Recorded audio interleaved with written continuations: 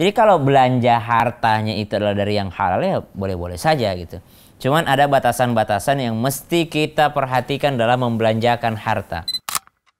Kamu nanya, Ustaz jawab. Dipersembahkan oleh CDA, ikan olahan bermutu. Bismillahirrahmanirrahim. Assalamualaikum warahmatullahi wabarakatuh. Waalaikumsalam warahmatullahi wabarakatuh. Alhamdulillahi rabbil alamin. Allahumma salli ala sayyidina Muhammad wa ala ali sayyidina Muhammad. Jamaah teman-teman sekalian, santri-santri yang dimuliakan Allah Subhanahu wa taala, alhamdulillah kita telah berpuasa dan kita sudah menjelang buka puasa.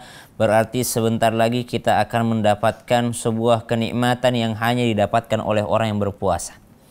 Karena ada dua kenikmatan yang hanya didapatkan oleh orang yang berpuasa, yaitu adalah kenikmatan ketika bertemu Allah di surga, dan yang kedua adalah kenikmatan ketika dia berpuasa atau berbuka puasa nanti insya Allah. Nikmatnya apa berbuka puasanya? Nikmatnya apa? Segar. Nikmatnya karena berhasil menyelesaikan puasa. Ya, jadi bukan karena makanannya. Kalau nggak puasa mah biasa aja gorengan. Tapi kalau lagi puasa itu karena berhasil dia menyelesaikan puasanya, itu yang bikin itu nikmat. Subhanallah. Nah, ada pertanyaan lagi nggak tentang puasa atau tentang apa gitu dari teman-teman? Oh baik, bismillah. Saya Ustadz, mau nanya dong. Kamu nanya, Ustaz jawab dong. Insya Allah. Jadi gini Namanya Ustadz, siapa? Perkenalkan dulu. Atau sebut saja Mawar. nama saya Anissa. Jadi gini Ustadz, bentar lagi kan lebaran nih. Nah, boleh nggak sih ketika mau lebaran kita tuh beli baju banyak gitu? Biasalah Ustadz, ada rezeki yang lebih, biar supaya ketika lebaran nanti saya tuh memiliki baju yang banyak gitu Ustadz. Bolehkah seorang muslimah ataupun seorang muslim ketika hendak lebaran dia membelanjakan hartanya atau menafkahkan untuk dirinya sendiri? Yaitu kan nafkah itu kan yang pertama dikasih siapa? Kalau nafkah tuh yang pertama dikasih siapa? Bagi laki-laki nih, nafkah kepada siapa dulu? Istri katanya. Kamu nafkah kepada siapa dulu? Diri sendiri. Jadi yang benar yang mana, istri atau diri sendiri? Diri sendiri. Nafkah itu pertama kali diri sendiri dulu, baru pasangan, baru anak-anak. Nah, ataupun kepada orang tua nanti. Kalau misalnya kalian mampu, orang tua kalian tidak mampu, maka wajib nafkah kepada orang tua. Jadi kalau belanja dan hartanya itu adalah dari yang halal ya boleh-boleh saja gitu. Cuman ada batasan-batasan yang mesti kita perhatikan dalam membelanjakan harta. Dalam Al-Quran disebutkan, ba'da naqul a'udzubillahi minasyaitonirrajim, walladzina idza anfaqu lam yusrifu wa lam yaqturu wa kana baina dzalika qawama. Orang beriman itu, orang yang disenangi sama Allah yang Maha Rahman, Allah yang Maha Pengasih adalah idza anfaqu, orang-orang yang ketika dia mengeluarkan hartanya, menafkahkan, mengeluarkan hartanya, menginfakkan, mengeluarkan atau belanja, lam yusrifu, tidak berlebih-lebihan, wa lam yaqturu, dan tidak juga terlalu pelit, wa kana baina dzalika qawama, dia ya sederhana aja, sederhana dalam belanjanya. Jadi nggak boleh berlebih-lebihan. Berlebih-lebihan itu yang mana sih? Masih ada baju yang belum dipakai udah beli lagi gitu. Semua jangan kira nih setiap kancing yang kita pakai dimintai pertanggungjawaban.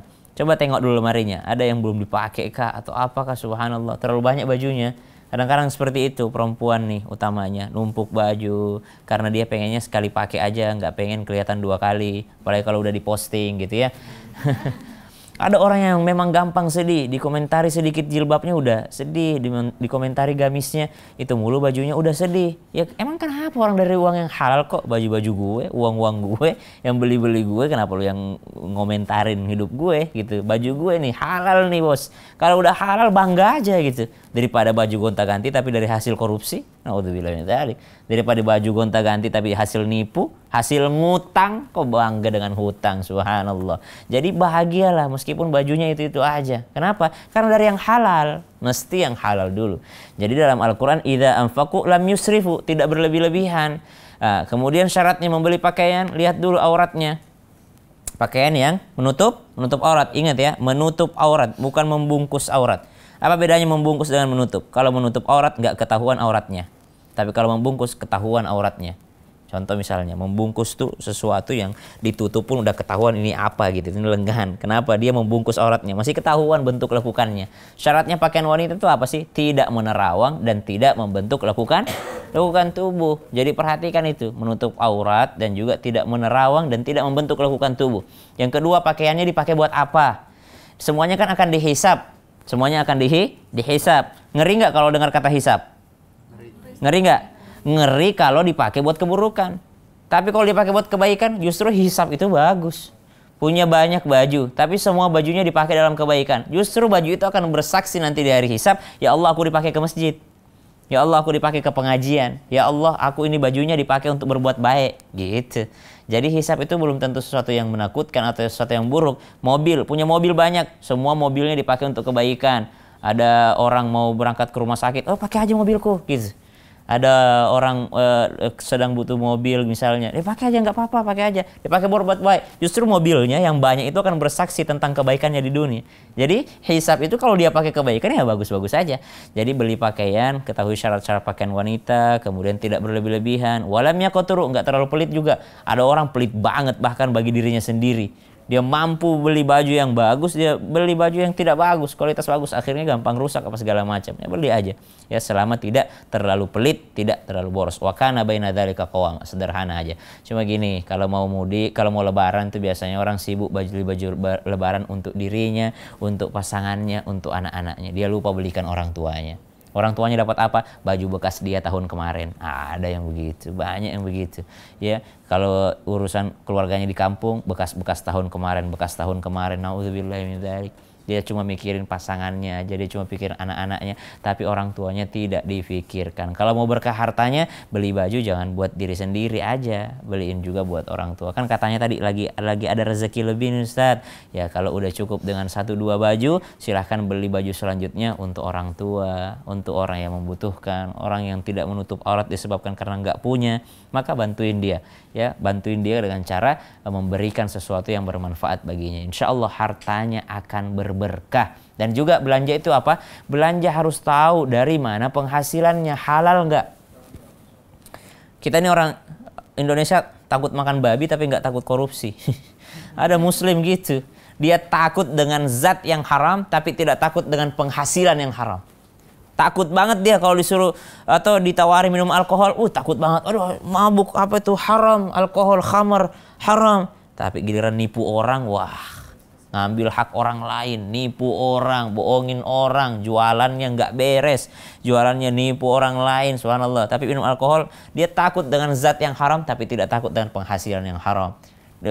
Astagfirullah, kenapa makan babi itu haram? Takut makan babi, takut sama zat yang haram, daging yang haram, tapi dia tidak takut korupsi. Memang dagingnya kambing, tapi dari uang korupsi, sama aja haramnya, haramnya. Maka ketahui, bajunya memang baju gamis, tapi hasil nipu orang. Bajunya memang baju nutup aurat, pakai ini kok pakai cadar ya. Nauzubillahi min dzalik. Misalnya seperti itu, dia pakai penutup aurat, tapi uang dari beli bajunya dari uang yang haram, ya sama aja haram. Berarti ketahui dana yang dipakai untuk beli baju barunya itu dari mana. Dan juga harus selesai dulu kewajiban yang lain. Jangan sibuk beli baju lupa zakat fitrah.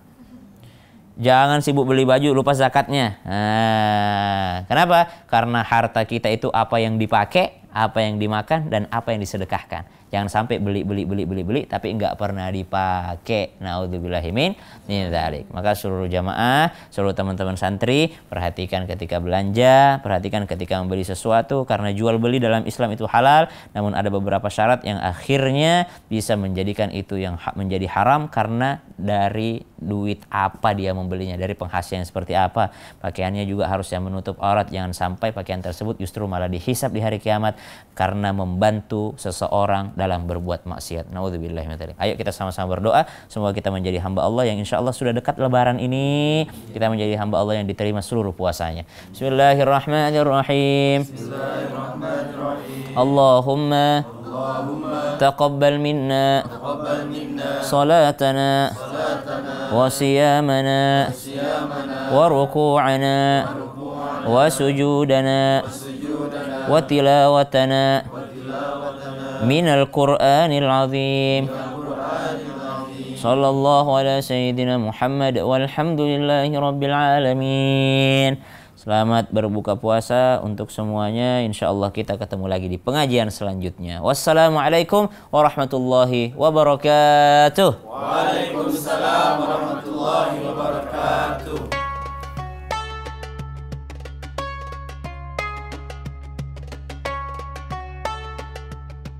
Kamu nanya, Ustaz jawab. Dipersembahkan oleh CDA, ikan olahan bermutu. Saya Syafania di Kreasi Resep CDA. Kita akan gunakan CDA Fish Dumpling Chicken Curry. Gulingkan ke tepung terigu. Goreng, masukkan bawang putih, kaldu cair, jeruk lemon, garam, krim jamur, jamur kancing, keju parut. Tambahkan mashed potato, taburan parsley. Creamy Fish Dumpling Chicken Curry ala CDA. Temukan resep menarik CDA yang lain di sosial media kami. CDA, ikan olahan bermutu.